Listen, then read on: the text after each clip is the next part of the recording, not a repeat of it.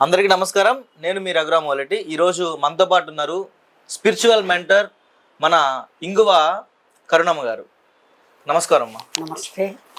అయితే అమ్మా, ఈ రోజుల్లో చాలా మంది కూడా ఈ హిందుత్వం గురించి తెలియక కొంతమంది మన హిందూ ధర్మాన్ని వదిలేసి వేరే మతాలకి కన్వర్ట్ అవ్వడం మనం చాలా చూస్తున్నాం. అసలు ఆ హిందుత్వం అనేది ఒక మతమా అనేది ఇక్కడ ప్రశ్న. దానికి మీరు ఏం సమాధానం చెప్పాలనుకుంటున్నారు? పూర్వము నాగరికత మొదలైన తొలినాళ్లలో సింధు నది ప్రాంతంలో మానవాళి ఎవరైతే జీవిస్తూ వచ్చారో అక్కడ నాగరికత ప్రారంభమైంది అని మన చరిత్రల ద్వారా మనకు తెలుస్తున్నటువంటి అంశము.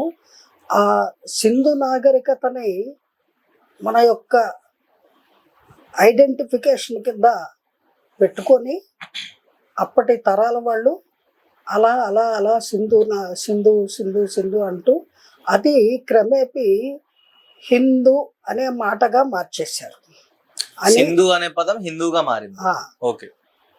ఇంకా అది మతము కాదండి.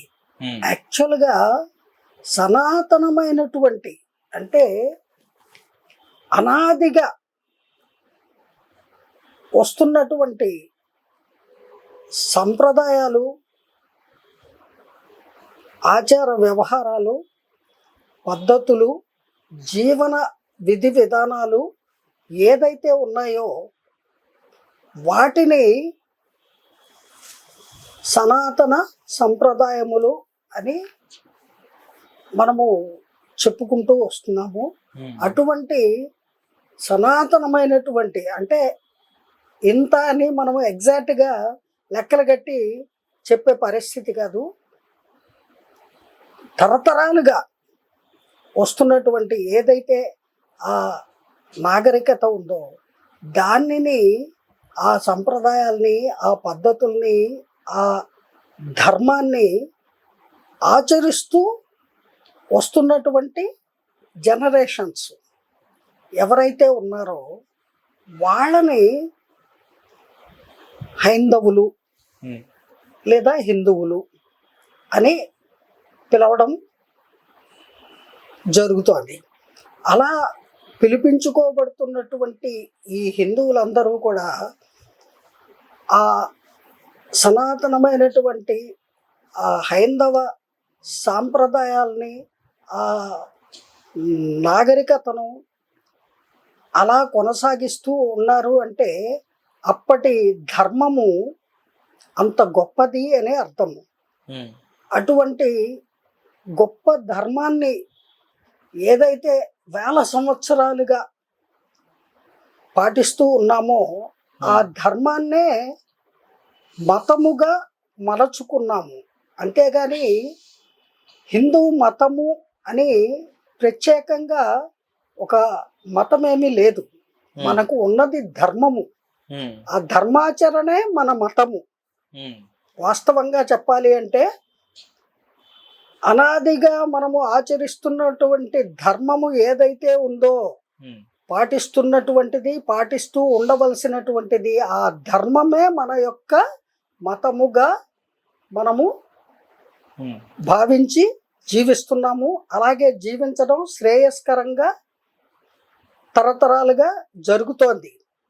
అయితే ఇప్పటి ఈ కలికాలంలో, ఇప్పటి పరిస్థితుల్లో అనేక కులములు, మతములు ఎవరికి తోచినట్టుగా వాళ్ళు సృష్టించుకొని దాన్ని ప్రచారం చేసుకుంటూ నేను గొప్ప అంటే నేను గొప్ప, మా మతము గొప్పది అంటే మా మతము గొప్పది, మా కులము గొప్పది అంటే మా కులము గొప్పది, మా కులములో ఇది ఉంది, మా మతంలో అది ఉంది అంటూ ప్రచారాలు చేసుకోవడము, చాలామందిని అటువైపు ఆకర్షితుల్ని చేయడానికి మత మార్పిళ్ళకి ప్రయత్నించడము జరుగుతోంది. కానీ బుద్ధి, జ్ఞానము, విచక్షణ, సంస్కారము, మానవత్వము ఉన్నటువంటి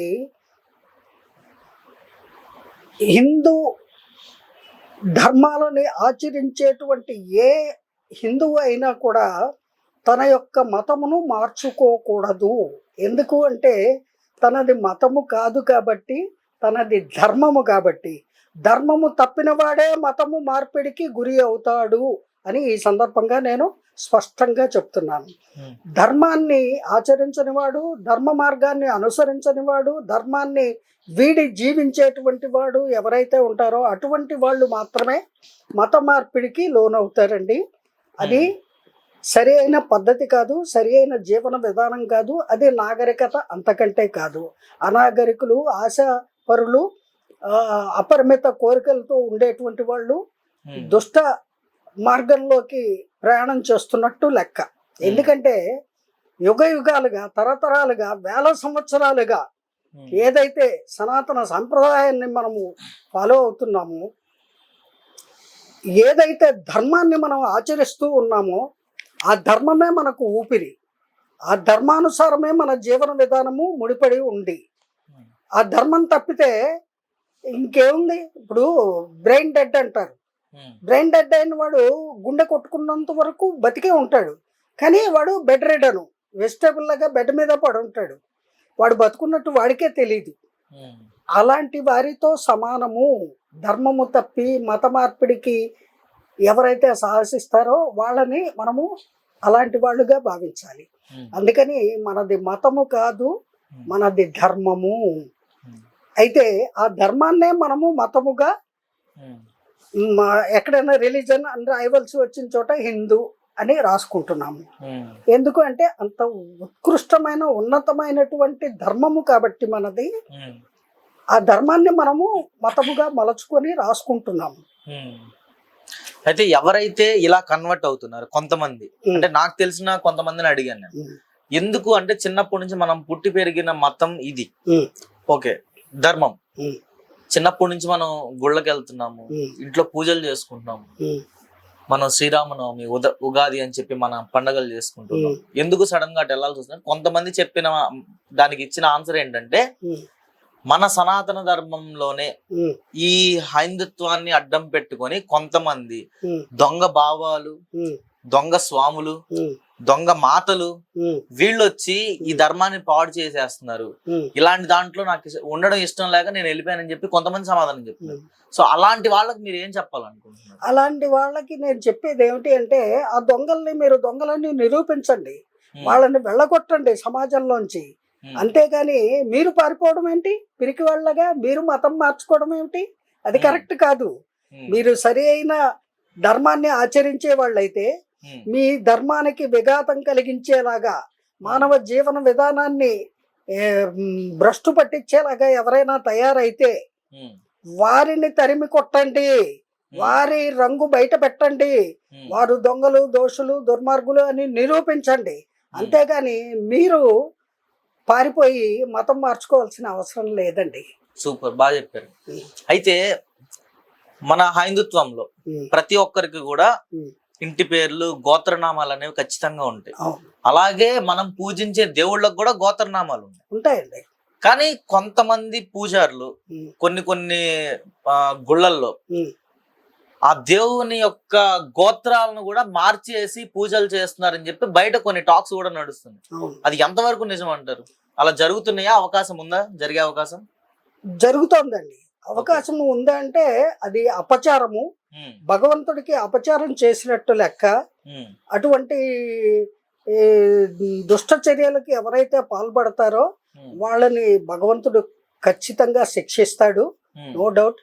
కానీ పాపం పండింది అన్నట్టు ఆ సమయం రావాలి. సమయం వచ్చినప్పుడు, ఇప్పుడు ఒక నేరస్తుడు నేరం చేసి పారిపోతే ఎంతకాలం తప్పించుకు తిరుగుతాడు?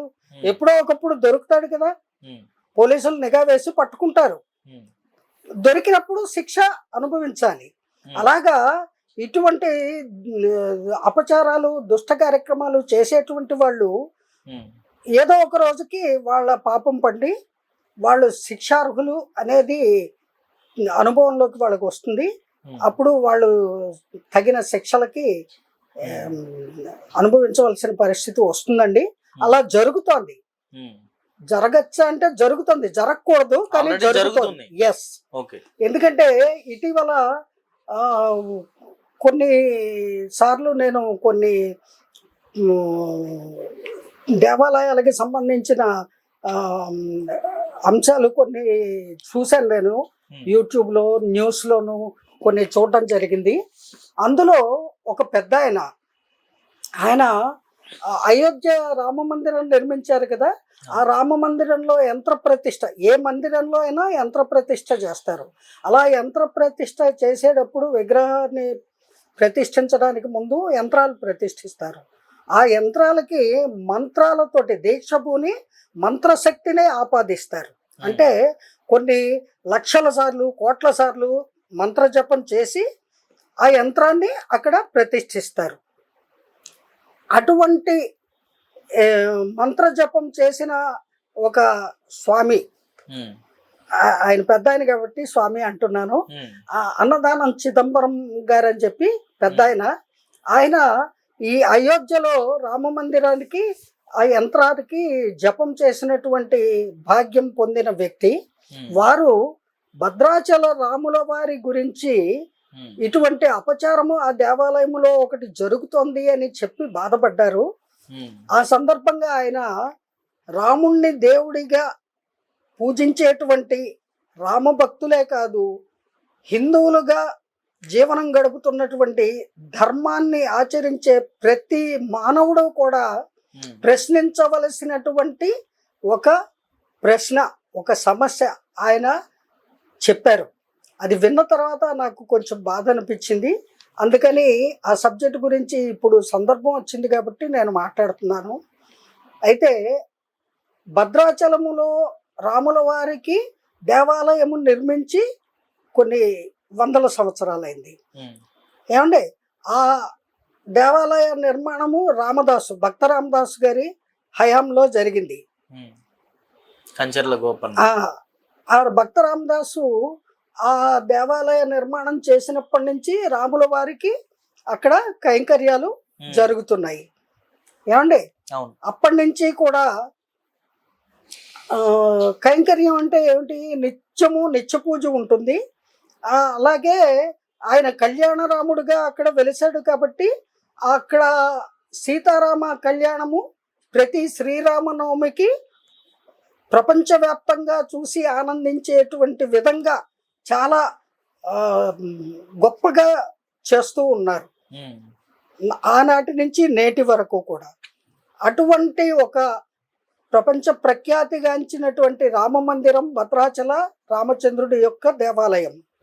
ఆ దేవాలయంలో రాముల వారికి కైంకర్యం చేసేటప్పుడు గోత్రనామాలతోటి పూజలు చేసి నిత్యము నివేదన కార్యక్రమాలు ఇవన్నీ చేస్తారు. యాజ్ పర్ టెంపుల్ పద్ధతుల ప్రకారము అన్ని సలక్షణంగా జరిపిస్తూ ఉంటారు. అక్కడ ఉన్నటువంటి బ్రహ్మ ఎవరైతే ఉంటారో ఆయన, మేము బ్రహ్మగారు అంటాం, అంటే ప్రధాన అర్చకులు ఉంటారు కదా, వారు కళ్యాణం కూడా వారే రామనవమికి జరిపిస్తూ ఉంటారు. మా చిన్నతనంలో, అంటే నాకు ఇప్పుడు 62-63 ఏళ్ళ వయసు కాబట్టి, నా చిన్నతనంలో అప్పట్లో టీవీలు అవి లేని కాలంలో రేడియోలో భద్రాచల రాముల వారి కళ్యాణము వినిపిస్తూ ఉండేది. మేమందరము కూడా చాలా భక్తి శ్రద్ధలతోటి తెల్లవారుజామునే స్నాన సంధ్యాదులు ముగించుకొని ఆ రేడియోల ముందు కూర్చొని వింటూ ఉండేవాళ్ళం. ఆ కళ్యాణం అంటే వివాహం కదా, వివాహం జరిపించేటప్పుడు మంత్రాలు ఉంటాయి కదా, ఆ మంత్రాలన్నీ కూడా లక్షణంగా చేస్తారు స్వామివారి కళ్యాణంలో. అప్పుడు ప్రవర అని చదువుతారు. ప్రవర అంటే ఏమిటి, ఫలానా వంశము వారు, ఫలానా గోత్రము వారు, ఫలానా వారి మనవడు, ఫలానా వారి కుమారుడు, ఫలానా వారి అని ఆ ఐడెంటిఫికేషన్. అలాగే రాముల వారి గురించి, సీతా మహాసాధ్వి అమ్మవారి గురించి కూడా ఈ ప్రవర అనేది చదవడం జరుగుతుంది. ఆ ప్రవరలో వారి యొక్క గోత్రనామాలు చెప్తారు. అది వినడానికి మేమందరం కూడా ఎంతో భక్తి శ్రద్ధలతోటి అలవాటు పడిన వాళ్ళము. సడన్ గా ఒక దాదాపు 12-13 ఏళ్ల నుంచి అక్కడ పెను మార్పు వచ్చేసింది. ఎలాంటి మార్పులు అంటారు అవి? ఎలా అంటే, ఇప్పుడు ఎగ్జాంపుల్ చెప్తా అందరికీ అర్థమయ్యేలాగా. మీ ఇంటి పేరు ఏంటండి? ఓలేటి. మీ పేరు? రఘురామ్. మీ నాన్నగారి పేరు? శ్రీనివాసరావు. ఆయన ఇంటి పేరు? ఓలేటి. మీ గోత్రము? జంపనేళ్ల గోత్రం. జంపనోళ్ళ గోత్రోద్భవస్య శ్రీనివాస నామధేయస్య ఓలేటి శ్రీనివాసు నామధేయస్య కుమారస్య జంపనోళ్ళ గోత్రోద్భవస్య ఓలేటి రఘురాము నామధేయస్య అని అలా చెప్తారు. మీ తండ్రి గారి పేరు, గోత్రము, ఇంటి పేరు, మీ పేరు, గోత్రము, ఇంటి పేరు ఏదైనా పూజ చేసేటప్పుడు లేదా ఏ సందర్భం వచ్చినప్పుడు. అలాగే రాముల వారికి కూడా తల్లిదండ్రులు పెట్టిన పేరు ఉంది కదా, శ్రీరామచంద్రుడు అని పేరు పెట్టారు కదండి. వారికి కూడా గోత్రం ఉంది కదా, వశిష్ఠ గోత్రము. వాళ్ళ గురువు గారి యొక్క నామధేయము వాళ్ళ గోత్రాలుగా ఉంటుంది. రాజులకి క్షత్రియుడు కదా రాముడు, సో వశిష్ఠ గోత్రం అయింది. మరి రాముల వారి పేరు రామచంద్రుడు. ఇప్పుడు అక్కడ రాముల వారి పేరు ఏమని చదువుతున్నారు? రామనారాయణ అని చదువుతున్నారు. రామనారాయణ. భద్రాచలంలో పూజలు చేసేటువంటి ప్రధాన అర్చకులు అవునండి రామనారాయణ అనే పేరుతో పూజలు చేస్తున్నారు. అలాగా జరిపిస్తున్నారు అని వారు చెప్పారు. అన్నదానం చిదంబరం స్వామి గారు చెప్పారు. ఆ విధంగా తర్వాత ఆయన గోత్రం ఏమిటి? వశిష్ఠ గోత్రం రావాలి కదా. దానికి బదులు విష్ణుమూర్తి యొక్క గోత్రాన్ని, నారాయణుడి యొక్క గోత్రాన్ని, ఈయన రాముడు క్షత్రియుడిగా, మానవుడిగా, మనిషిగా పుట్టాడు. ఏమండి, ఆయన దేవుడిలో అవతరించాల, మనిషిగా పుట్టి మాధవుడిగా ఆయన 16 సుగుణాలతో, సద్గుణాలతోటి మనకి ఆదర్శమూర్తి అయ్యాడు. సాక్షాత్తు శ్రీరామచంద్ర ప్రభువు, మనము కొలిచే దైవము. మరి అటువంటి రాముడికి గోత్రము కానీ నామాన్ని కానీ మార్చడం అనేది భావ్యమా? మీ మనసుకి భావ్యం అనిపిస్తోందా? మీ నాన్నగారి పేరుని, మీ గోత్రాన్ని మార్చేసి మీకు నచ్చలేదు అనుకోండి, టైగరో క్యాటో అని మీరు పేరు పెట్టేసుకుంటే అది చెల్లుబాటు అవుతుందా? ఒక మనిషి తన పేరుని మార్చుకోవాలంటేనే చాలా పెద్ద ప్రాసెస్ ఉంటుంది కదా. ఇప్పుడు ఆధార్ కార్డులో మీ సర్నేము మార్చుకోవాలంటే ఎంత పెద్ద తతంగం ఉంటుంది. అలాంటిది ఒక మనిషికే ఇంత కష్టాలు ఎదుర్కోవాలి, ఒక పేరు కానీ సర్నేమ్ కానీ మార్చుకోవాలి అంటే మరి భగవంతుడి యొక్క గోత్రనామాల్ని అంత సునాయాసంగా ఎవరండి అలా మారుస్తున్నారు? ఎందుకు మారుస్తున్నారు? ఎందుకు ఆ విధంగా వాళ్ళు ఉచ్చరిస్తున్నారు అనేటువంటిది ప్రపంచం మొత్తానికి వాళ్ళు సమాధానం చెప్పవలసిన పరిస్థితి అండి ఇది. ఎందుకంటే యావత్ ప్రపంచంలో శ్రీరామచంద్ర ప్రభువుని దేవుడిగా కొలిచే వాళ్ళు కోటాను కోట్ల మంది ఉన్నారు. వారందరి మనోభావాలు దెబ్బతింటాయి కదా, హిందువులందరి మనోభావాలు దెబ్బతింటాయి కదా. మరి రాముణ్ణి దేవుడిగా కొలిచే వారందరికీ సమాధానం చెప్పి తీరాలి. రాముడి గోత్రం మార్చవలసిన అవసరం ఏమొచ్చింది? ఆయన పేరు మార్చాల్సిన అవసరం ఏమొచ్చింది? ఏ కారణం చేత మార్చి ఆ విధంగా ఆయన్ని అర్చిస్తున్నారు అనేది ఆ అర్చకులు సమాధానం చెప్పవలసినటువంటి అవసరము, అగత్యము ఉందండి. అలాగే ఈ సమస్యకి పరిష్కారం కోసము భక్త రామదాసు యొక్క వంశస్థులు ఇప్పటికీ ఉన్నారు భద్రాచలంలో. వాళ్ళు కోర్టుకు కూడా వెళ్ళడం జరిగింది అని చిదంబరం స్వామి, అన్నదానం చిదంబరం స్వామి గారు చెప్పారు. అయితే ప్రభుత్వాలు పట్టించుకోవాలి. ఎందుకంటే హిందూ ధర్మాన్ని పాటిస్తున్నటువంటి వాళ్ళు, హిందూ ధర్మాన్ని పాటించాలి అని బోధించేటువంటి వాళ్ళు, మేము హిందువులము, హైందవం కోసము మేము పాటుపడుతున్నాము, సనాతన సాంప్రదాయము మనది, ధర్మాన్ని ఆచరిస్తున్నాము, ధర్మాన్ని అందరూ ఆచరించాలి అని చాలామంది ఎలుగెత్తి చాటుతున్నారు. కానీ ఎంతవరకు పోరాడుతున్నారు అనేది ఇలాంటి సందర్భం వచ్చినప్పుడే తేట తెల్లమవుతుంది. మరి వాళ్ళందరూ ఇప్పుడు రావాలి కదండి, వచ్చి ఈ సమస్యను పరిష్కరించాలి కదా. అందుకని వాళ్ళందరికీ కూడా ఈ సందర్భంగా నేను విజ్ఞప్తి చేస్తున్నాను.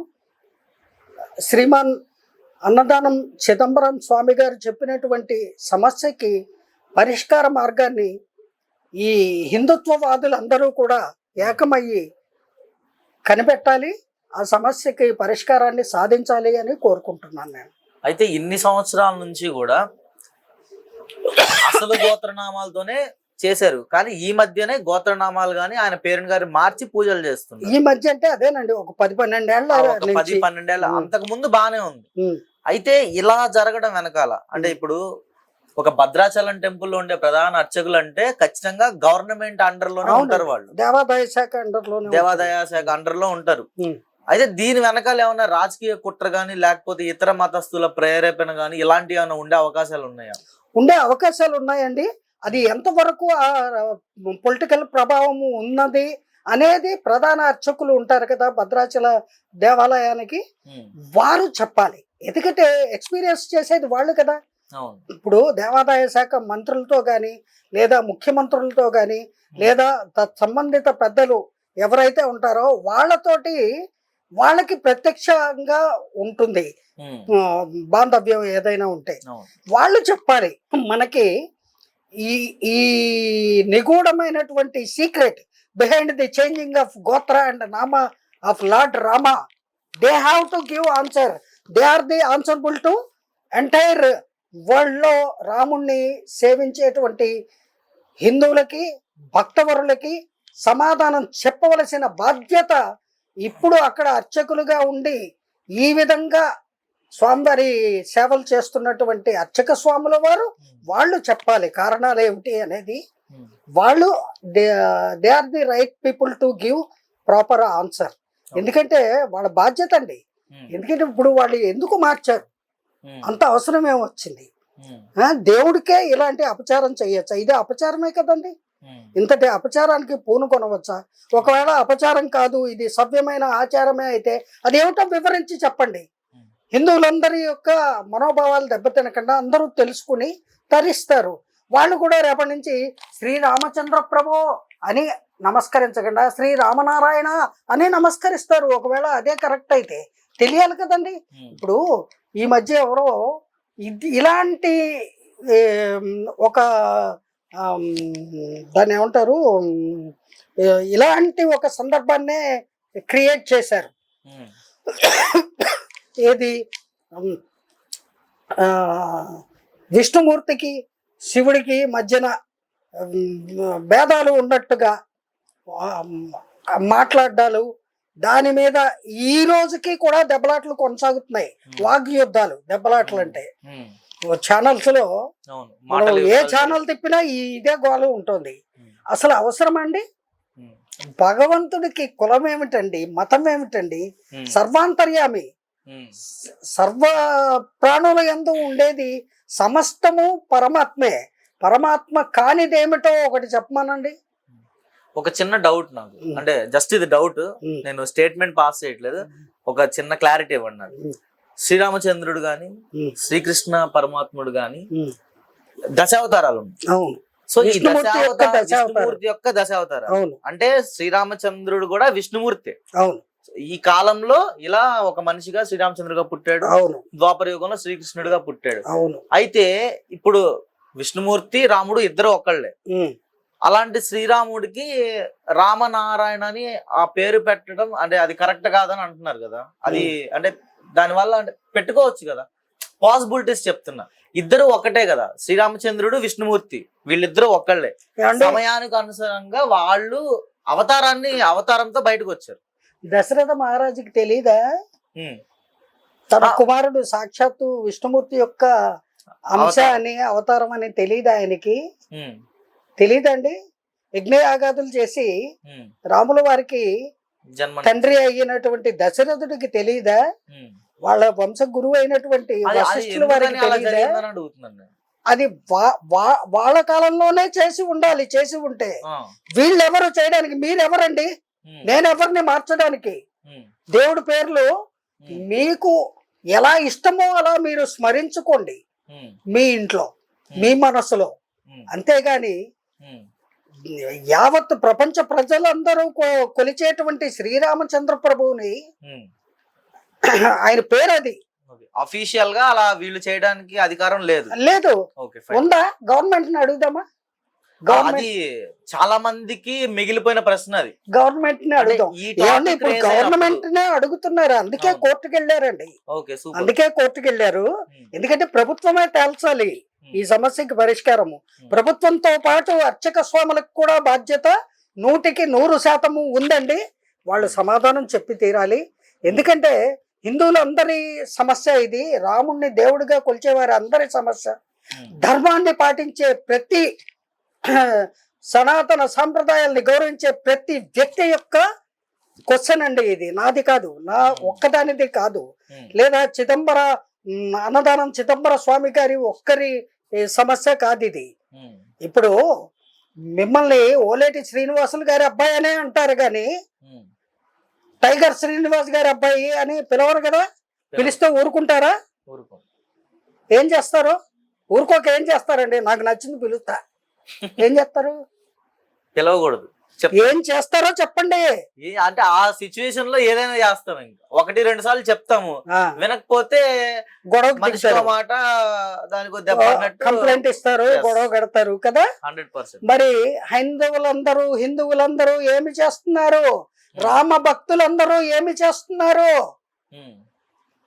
వారందరూ కూడా ఇదే కదండి చేయబోయే పని, చేయవలసిన పని అనేటువంటి పరిస్థితులు అక్కడ నెలకొన్నాయి భద్రాచల రామచంద్ర దేవాలయంలో. అంచేత ఈ సమస్యకి పరిష్కారాన్ని ప్రభుత్వము ఇవ్వాలి. కోర్టులో కేసుని త్వరగా తేల్చాలి. ఎందుకంటే రానున్నది శ్రీరామనవమి. వచ్చే శ్రీరామనవమికి కూడా మనము ఆ విధంగానే వినవలసి ఉంటుందేమో. మరి ఇప్పుడు అర్చకులు అంటే దే ఆర్ ఎంప్లాయీస్ అండి. వాళ్ళు బుద్ధిపూర్వకంగా వాంటెడ్లీ ఎవరు చేయరండి. వాళ్ళకి ఏదో గురువులో, స్వామీజీలో, లేదా తత్సంబంధిత మంత్రిత్వ శాఖ నుంచో, లేకపోతే ఇంకెవరైనా పెద్దలో ఎవరు ఇచ్చిన సలహానో మరి, లేదా మీకు వచ్చింది ఇందాక భావన, అలాగా సాక్షాత్తు విష్ణుమూర్తి యొక్క దశావతారాల్లో రాముల వారి అవతారం కూడా ఒకటి కదా, అంచేత రామనారాయణ అని పిలవడంలో తప్పేముంది అని కూడా వాళ్ళు భావించారేమో. ఏమో ఏంటో చెప్పండి. అది అందరికి తెలియాలి, అందరూ తెలుసుకోవాలి అని కోరుకుంటున్నాను. నేను కూడా కోరుకుంటున్నాను. అయ్యప్ప స్వామి చాలా మంది చాలా నిష్ఠతో 41 రోజులు మండలం దీక్ష చేసి అయ్యప్ప స్వామిని కొలుస్తున్నారు. అయితే అయ్యప్ప స్వామి దర్శనానికి వెళ్ళడానికంటే ముందు వావర్ స్వామి దగ్గర ఆగి పేట తుళ్ళి ఆడి వాళ్ళు పైకి వెళ్తారు. అయితే దీనికి సంబంధించి అయ్యప్ప స్వామి చరిత్రలో ఏం చెప్తున్నారంటే, అయ్యప్ప స్వామి యొక్క బెస్ట్ ఫ్రెండ్ వావర్ స్వామి అని చెప్తున్నారు. అది నిజమా అబద్ధమా? ఏమండి, నేను పుట్టి 60-62 ఏళ్ళే అయ్యింది. కానీ అయ్యప్ప జననం జరిగి ఎన్ని వేల సంవత్సరాలు జరిగిందండి. అప్పటి కథల్ని పుస్తకాల ద్వారా తెలుసుకోవడమే కదా. మీకెంత తెలుసో మాకు కూడా పుస్తక జ్ఞానమే తప్ప ప్రత్యక్షంగా మేము చూసినది కాదు. అంచేత నలుగురు పెద్దలు ఏం చెబితే అది నిజమేమో అనే భ్రమలో ఉంటాము. లేదా ఏమైనా తత్సంబంధిత గ్రంథాలను పఠించి ఉంటే అది వాస్తవమేమో, లేకపోతే ఈ గ్రంథ రచన అప్పట్లో ఎందుకు చేశారో అని అనుకుంటాము కదా. ఇటువంటి ధర్మ సందేహాలకి పరిష్కారము తెలుపవలసినటువంటి వాళ్ళు ఎవరు అని అంటే,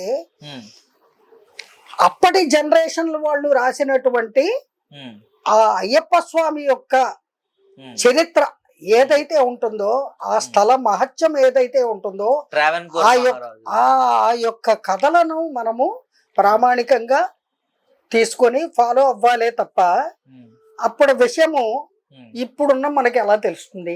అయితే నేను చదువుకున్న దాన్ని బట్టి, అంటే నేను ఎడ్యుకేటెడ్ కాబట్టి నాకు ఒక చిన్న డౌట్ ఉంది. అయ్యప్ప స్వామి వారికి వావర్ స్వామి బెస్ట్ ఫ్రెండ్ అనేది అయ్యి ఉండొచ్చు, అందరు వెళ్తున్నారు. కానీ వావర్ స్వామి ఒక ముస్లిమ్స్, ఆయనకి మసీద్ ఉంటది ఎక్కడంటే ఎరుమేల్ అనే ప్రదేశం.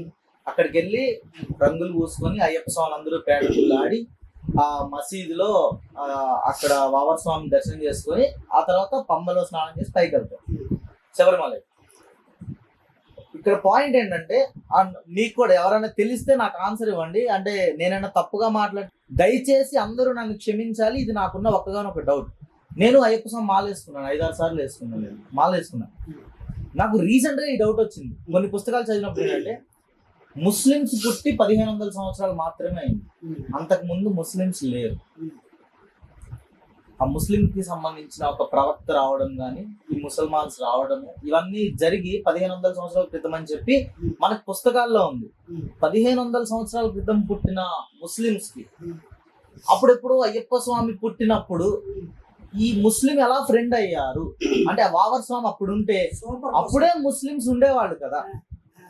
అంటే అప్పుడు కాలంలో మరి ముస్లిమ్స్ లేరు. అయ్యప్ప స్వామి పుట్టినప్పుడు అంటే విష్ణుమూర్తికి శివుడికి ఒక మోహిని అవతారం ఉన్నప్పుడు అయ్యప్ప స్వామి పుట్టారు. అప్పట్లో ముస్లిమ్స్ లేరు. అప్పుడు పుట్టిన అయ్యప్ప స్వామి, అది కూడా పందల రాజ్యంలో పెరుగుతున్న అయ్యప్ప స్వామికి ముస్లిమ్స్ వావర్ స్వామి ఎలా ఫ్రెండ్ అయ్యాడు అనేది నా డౌట్. నేను వెళ్ళాను వావర్ స్వామి దగ్గరికి, నేను కూడా రంగులు వేసుకొని పేటతుల్లో ఆడి దర్శనం చేసుకున్న అయ్యప్ప స్వామి.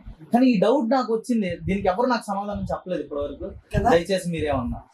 అనేక సంవత్సరాలుగా అయ్యప్ప దీక్షను పాటిస్తున్నటువంటి గురు గురు గురు గురుస్వాములు, పెద్ద గురుస్వాములు ఉంటారే, అలాగే వయోవృద్ధులు, అలాగే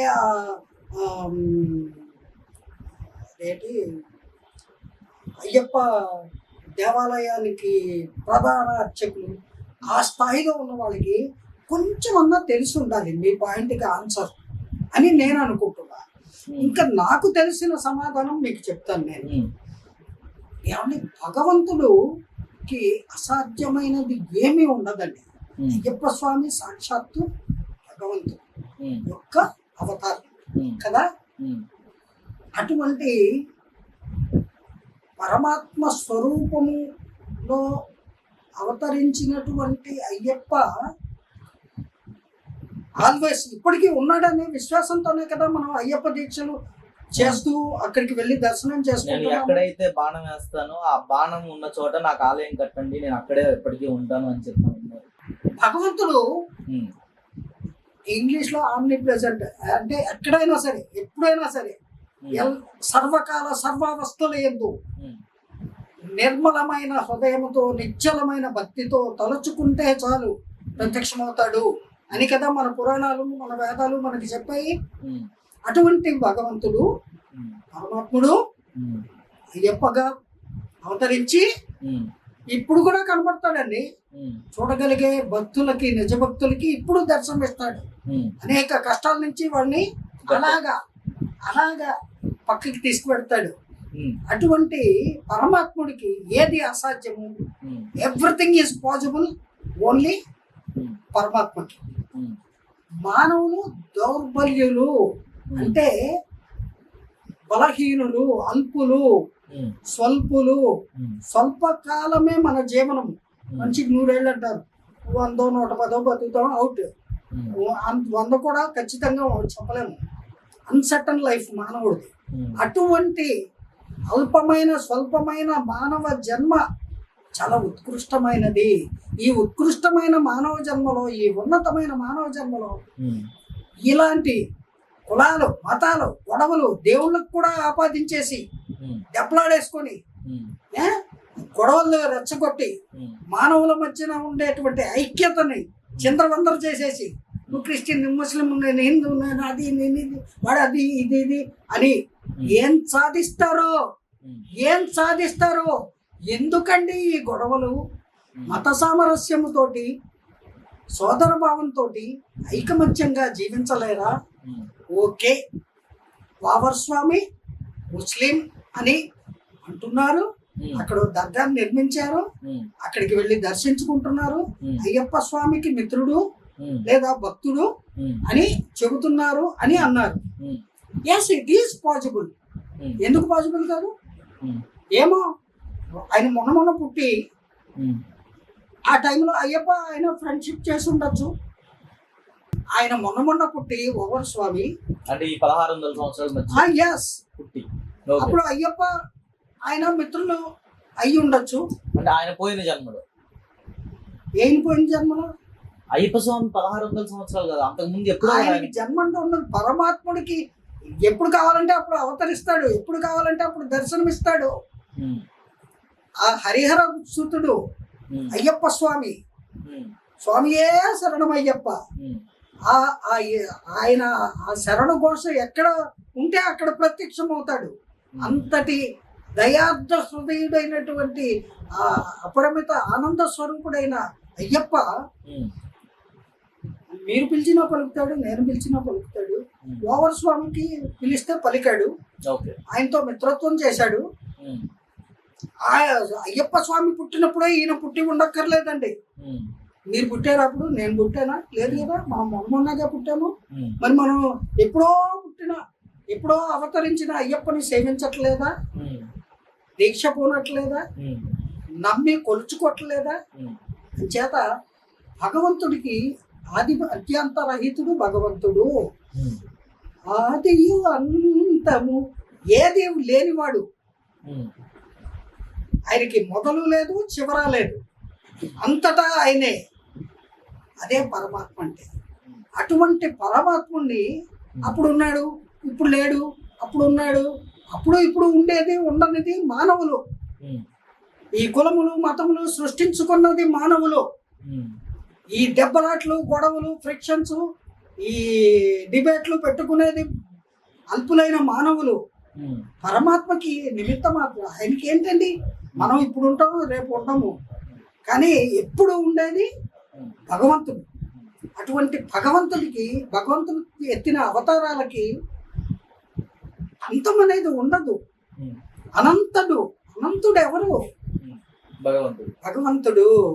అంచేత ఆ ఓవర్ స్వామి ఆయన పుట్టిన కాలంలో అయ్యప్పతో మిత్రత్వం చేసి ఉండొచ్చు, ఆయన్ని సేవించి ఉండొచ్చు, ఆయన్ని మిత్రుడిలా భావించి ఉండొచ్చు. ఆ జ్ఞాపకాలతోటి ఆయన సేవించిన వ్యక్తిగా ఈయన్ని కూడా మనము సేవించి, ఈయన్ని కూడా దర్శించి, ఆయన్ని కూడా చూసి వస్తే, ఆ దర్గాకు కూడా వెళ్ళి వస్తే ఎంతో కొంత పుణ్యం మనకు కూడా వస్తుంది అని ఇప్పటి భక్తవరులు భావనతోటి అక్కడికి భక్తి భావంతో వెళ్తున్నారు అని మనం పాజిటివ్గా తీసుకోవాలి. అంతేగాని ఆయన ముస్లిము, ఈయన క్రిస్టియను, ఆయన జైనుడు, ఈయన ఇంకోటి, ఆవిడ ఇంకోటి, ఏంటండి ఇది? పిచ్చకి పరాకాష్ట. ఈ పిచ్చి ఆలోచనలు, పిచ్చి గొడవలు మానండి. ఇక మీదటైనా మానండి. సర్వమానవ సౌభ్రాతృత్వం కలిగి అందరూ సఖ్యతతో కలిసిమెలిసి ఉండండి. ఐకమత్యమే బలము. ఐకమత్యంగా ఉంటే మన భారతదేశానికి ఉన్న గొప్ప పేరు ఇంకా గొప్పగా ఉంటుంది.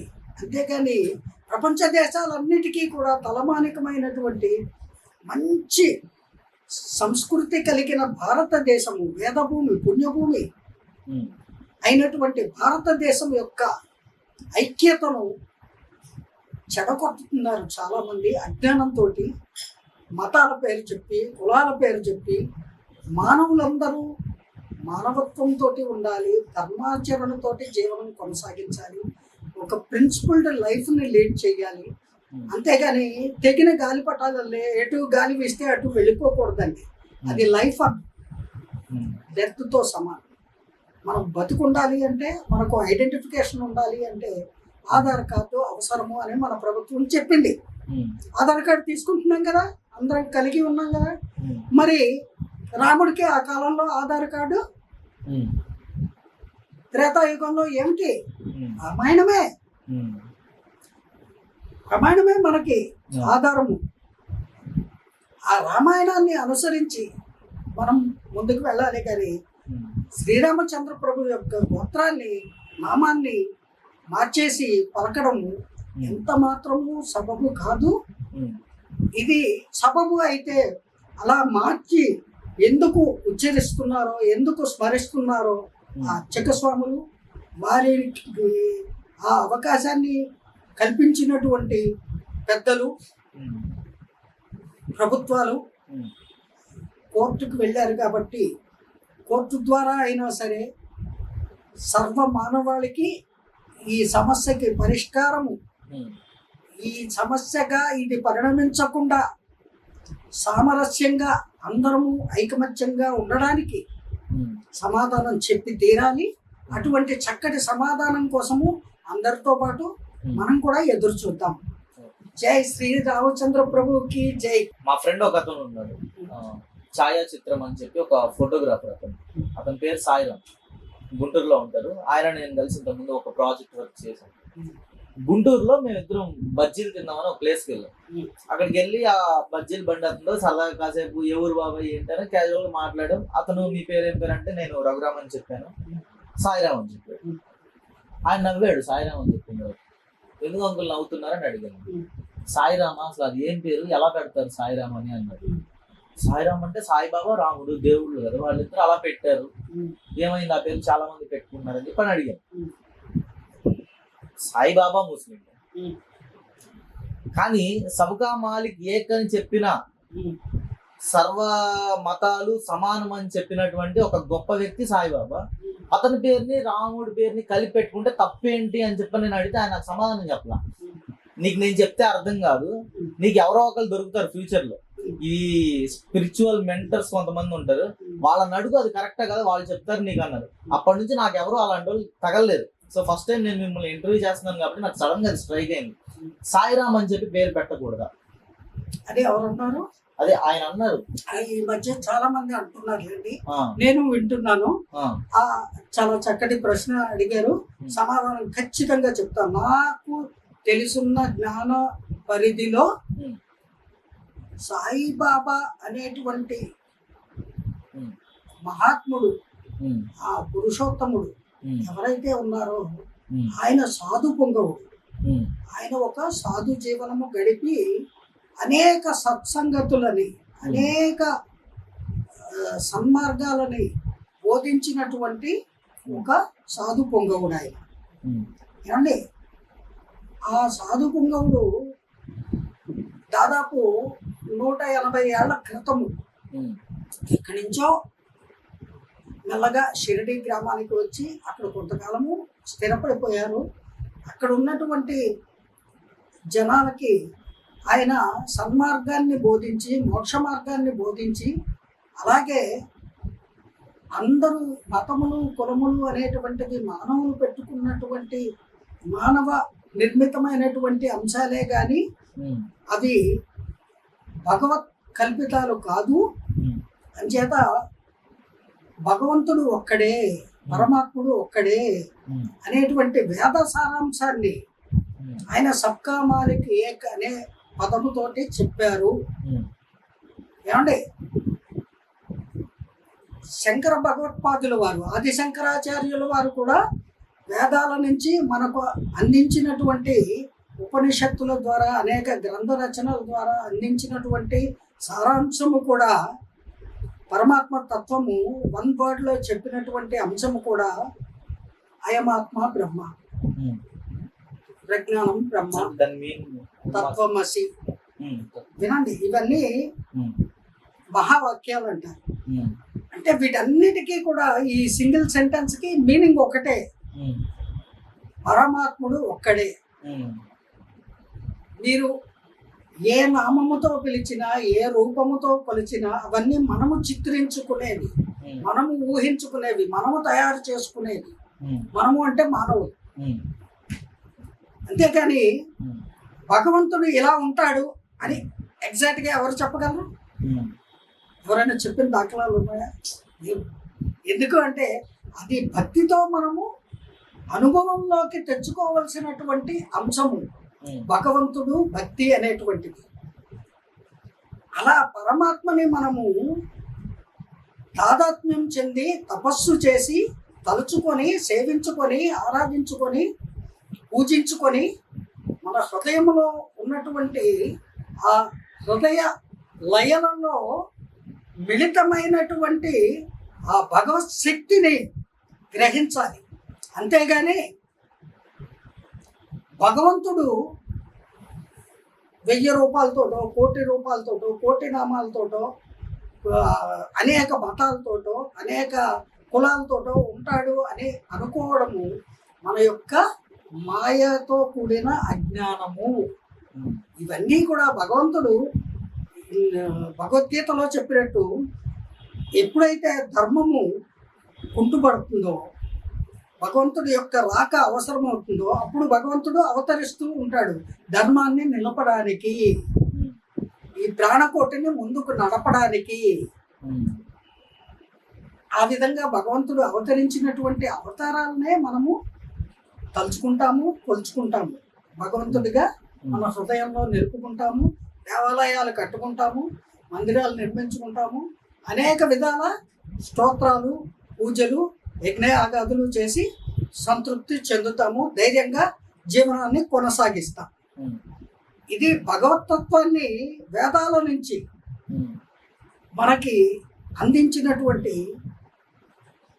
ఆ మహావాక్యాల్లో ఉన్న అర్థం ఏంటి, తాత్పర్యం ఏంటి అంటే పరమాత్మ ఒక్కడే. మీకు ఇంకా సింపుల్గా ఒక చిన్న విషయం చెప్తాను, అప్పుడు మీకు బాగా అర్థమవుతుంది, చాలా మందికి అర్థమవుతుంది. ఏక్ తితలియా చందా ఏక్ सूरज एक तारा अनेक एक तितलिया एक एक करके అనేక తితలియా. అంటే ఒకటే పిచ్చుక, ఒకటే పక్షి వల విసిరేశాడు, ఆ వలలో ఒక పక్షి ఉండిపోయేది. అనేక పక్షులు ఏకమయ్యి ఆ వలని అలా పైకి లేపగలిగాయి. అంటే ఐకమత్యమే బలం. చంద్రుడు ఒకడే, సూర్యుడు ఒకడే, పక్షి ఒకటే, కానీ అగ్ని కలిస్తే బలం ఎక్కువ అవుతుంది. అంటే దీని నుంచి మనం తెలుసుకోవాల్సింది ఏంటి, ఐకమత్యమే బలము.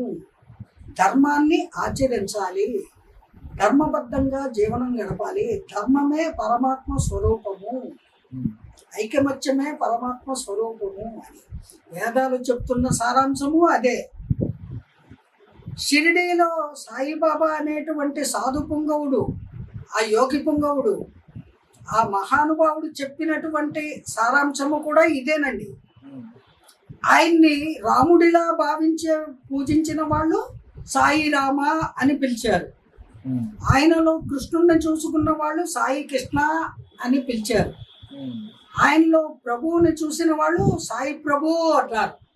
అలాగా ఆయనలో అల్లాని చూసుకున్న వాళ్ళు అల్లా మాలిక్ అన్నారు, బాబా అన్నారు.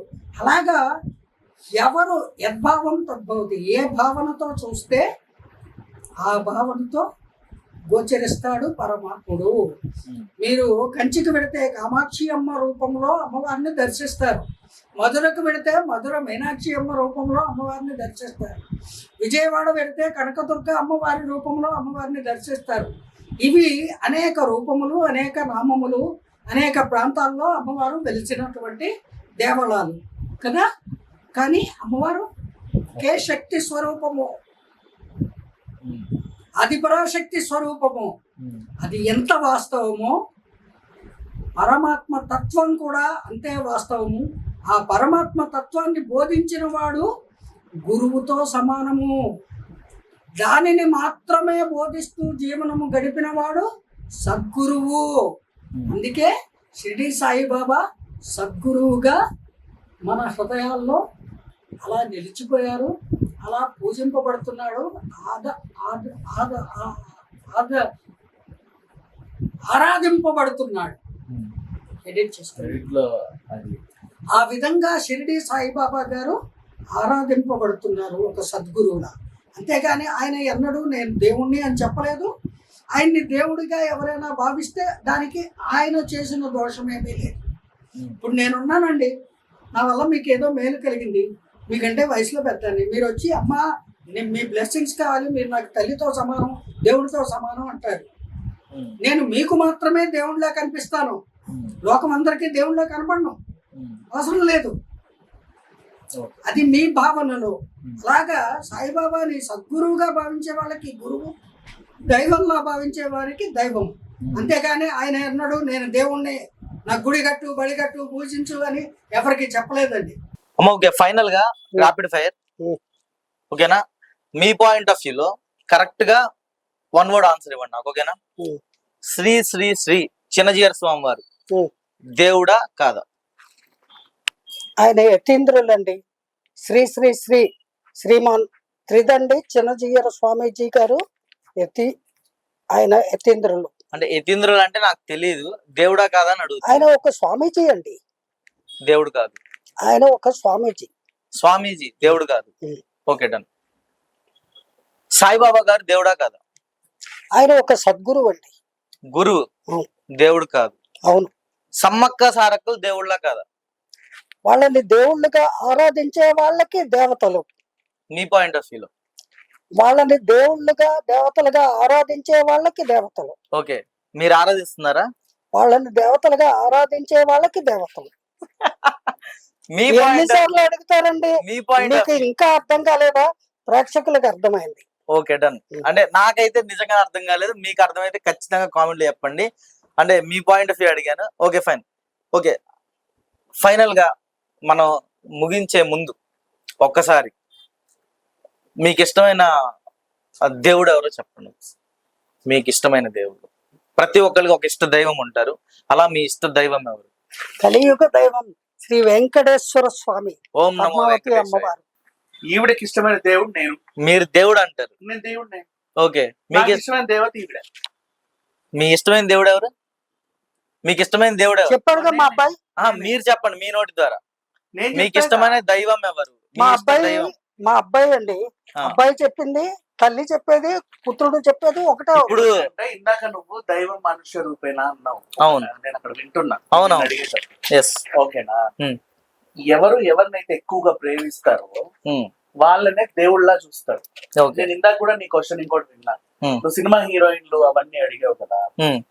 ఎవరు ఎవరినైతే ఎక్కువగా చూడాలనుకుంటారో ఉం. వాళ్ళని వారు ఆనందిస్తారు, ఇష్టపడతారు, ప్రేమిస్తారు, అన్ని చేస్తారు. ఓకే, గుడ్ అలా ఆన్సర్. ఓ రాజకీయ నాయకుడే కావచ్చు, ఓ సినిమా తారే కావచ్చు, ఉం. ఓ సంఘ సంస్కర్తే కావచ్చు, ఉం. స్ఫూర్తిదాతే కావచ్చు, ఉం. ఇష్టమైన చుట్టపు చూపే కావచ్చు, ఒక బంధమే కావచ్చు, రక్త సంబంధమే కావచ్చు, శ్రేయోభిలాషి కావచ్చు, మిత్రుడు కావచ్చు. ఓకే. అందరూ దేవుళ్ళే. ఎందుకంటే నీ మంచి కోరుకునే వాళ్ళందరూ కూడా నీ దృష్టిలో దేవుళ్ళు.